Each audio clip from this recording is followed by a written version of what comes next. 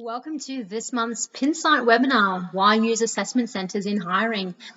Presenting today is myself, Michelle Brown, the VP of Client Success, and Martin Lennox, our CEO. Hi. So for those that are new to Pinsight, a small piece about what we do here.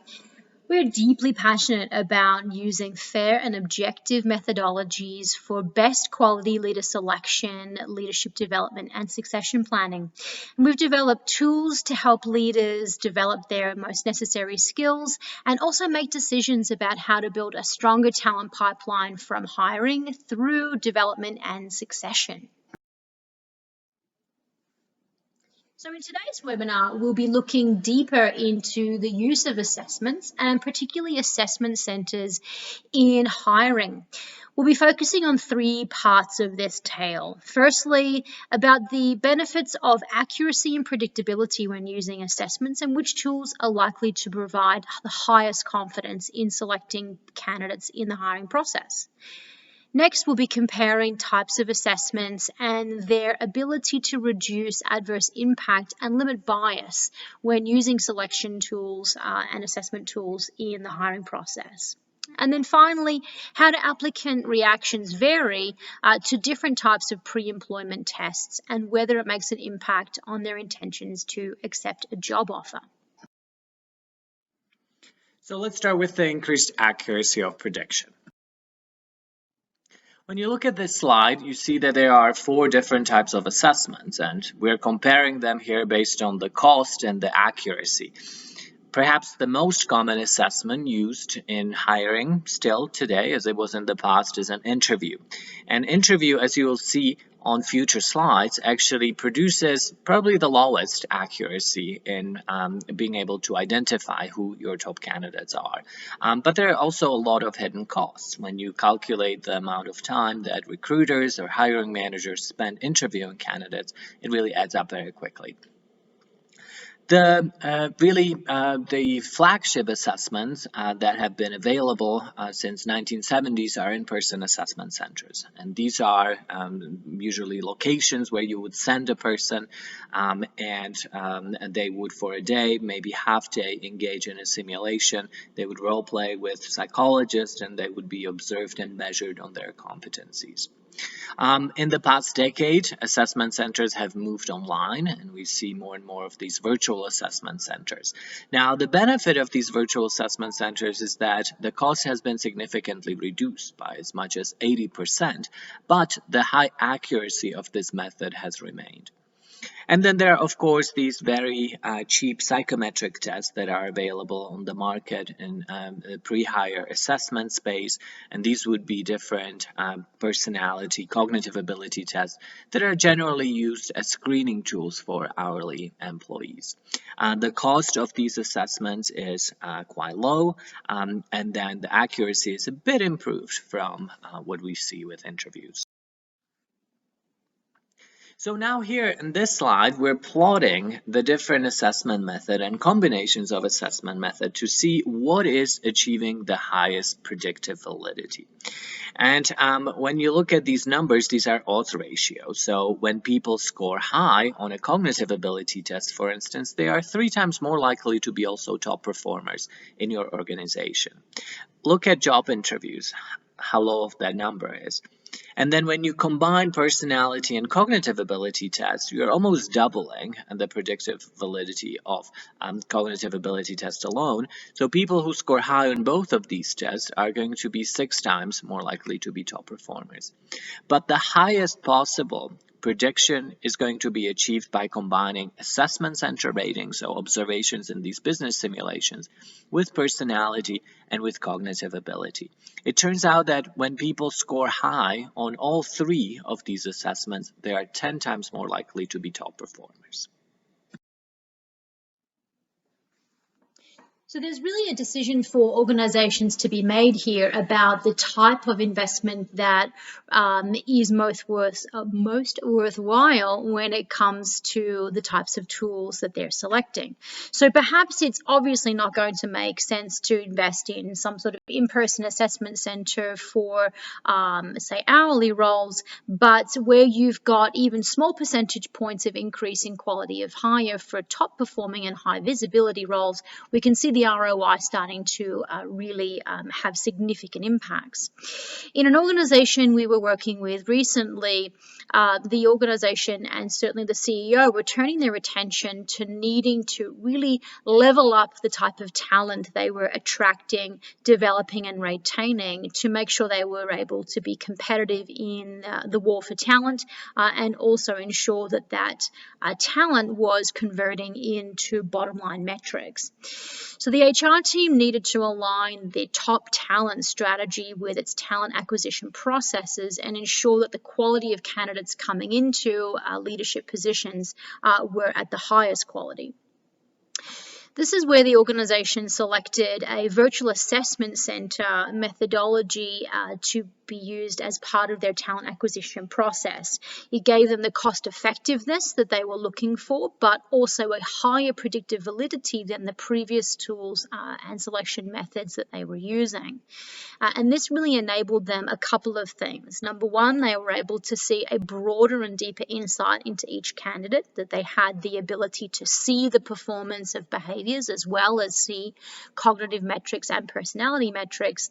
But because they were working in a virtual environment and in a technology-enabled solution, the recruiting team, the talent acquisition team were able to do a lot deeper comparisons, compare candidates, and work with group dashboards and group analytics. Because of the high quality of data collection available to them, we were then able to work through a validation study and being able to really have confidence in the competency model that the organisation was using to select the most high quality candidates. It enabled us to see through a much more refined lens the must-have behaviours, the must-have leadership competencies that were most likely to predict top performance in their organisation. So in the space of just a couple of months at implementing the solution, gathering more data about top performers, validating the competency model, the organisation was able to increase the quality of hire by 13% in just the first 6 months of using the virtual assessment centre method. In addition, it also gives the organisation data into and an ability to report out on the quality of hires they are now bringing into the organisation with much more certainty and clarity. And again, in just this first 6 months, nearly 80% of those that were hired were scoring above average in potential. That is, people that are of much higher likelihood to be able to close the gaps in any existing behaviours that they don't currently have, and those hired were scoring in the above average range in performance, again being able to have a much higher level of confidence that the quality of talent coming into key roles was of the highest quality.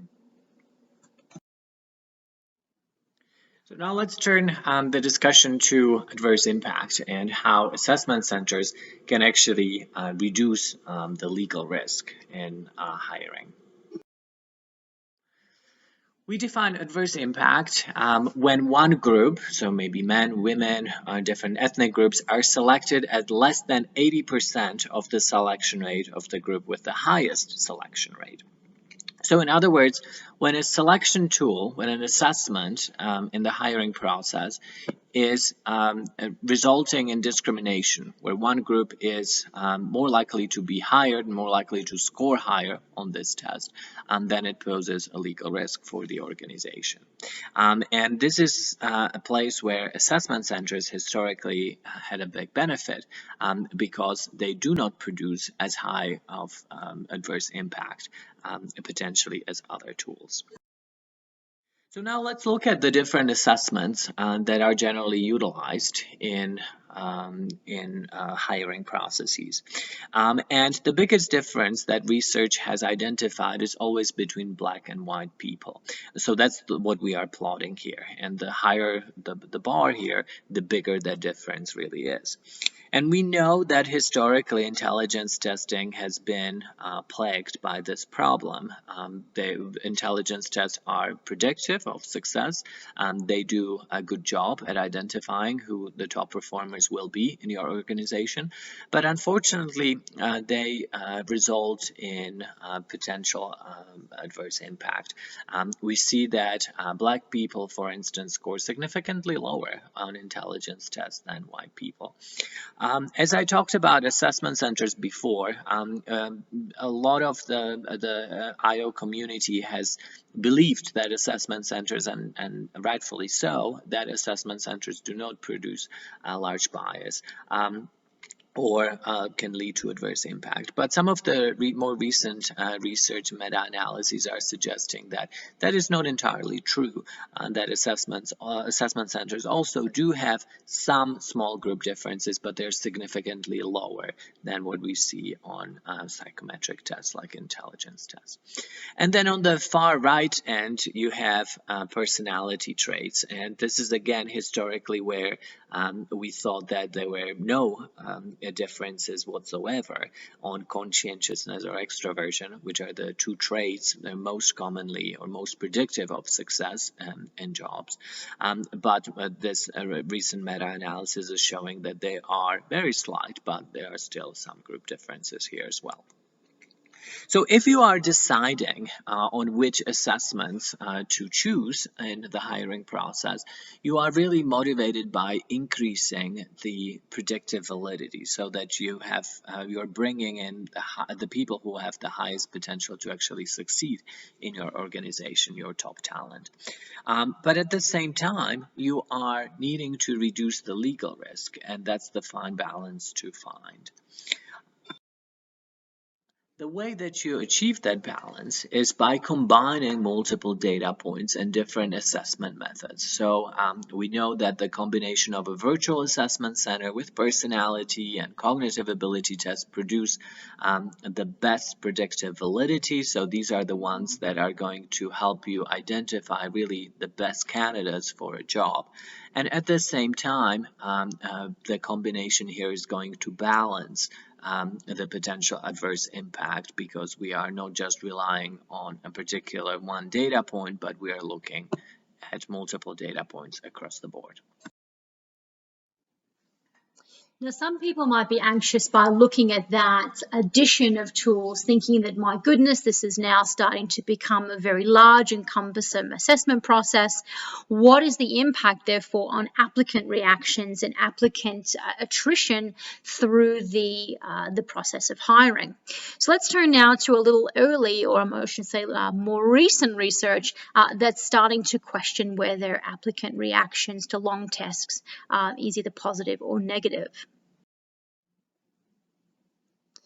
So some early research that came out just recently, and in fact this year, started to test the assumption that long assessments have negative impact. But in fact, for those that joined us last month, you remember the recollection that in fact there's a negligible correlation between candidate attrition and test length.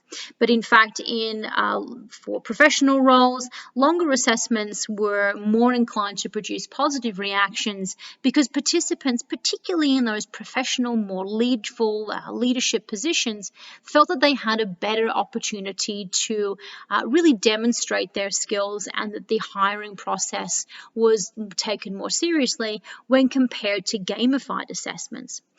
Similarly, in McCann's research, applicants were perceiving a business simulation as more relevant to their job than a psychometric test. That applicants don't necessarily have the background or the understanding that some HR practitioners or folks in this field have, where we understand the relationship between personality metrics or cognitive results.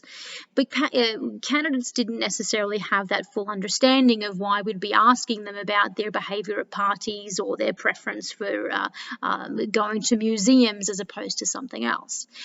So when applicants were perceiving that the simulation was more relevant, they were also reporting that they were more satisfied with the hiring process. And if they're more satisfied with the hiring process, in addition to believing that the hiring process was fair and gave them a strong opportunity to represent their skills, they were more inclined to accept the job. And this is a pretty critical outcome for today's environment and the war on talent. So back to the big question that we asked in the beginning of this recording. Why use assessment centers in hiring? Why are organizations willing to invest more in perhaps a labor-intensive and more expensive process in this selection? And the answer is because it increases the accuracy of prediction. So this is a way how you can really increase the quality of hires for key positions in your organization. This is also a way to reduce your legal risk by reducing the chances of adverse impacts by combining multiple different assessment methods. And then lastly, you can increase the chances that a candidate is going to accept the job offer by creating a better, more appealing candidate experience. I hope, well, both of us do hope that you enjoyed this short recording. If you'd like to learn more about virtual assessment centers, don't hesitate, go to pinsight.com, request a demo, and we'll be happy to answer additional questions that you might have. Thank you for your time.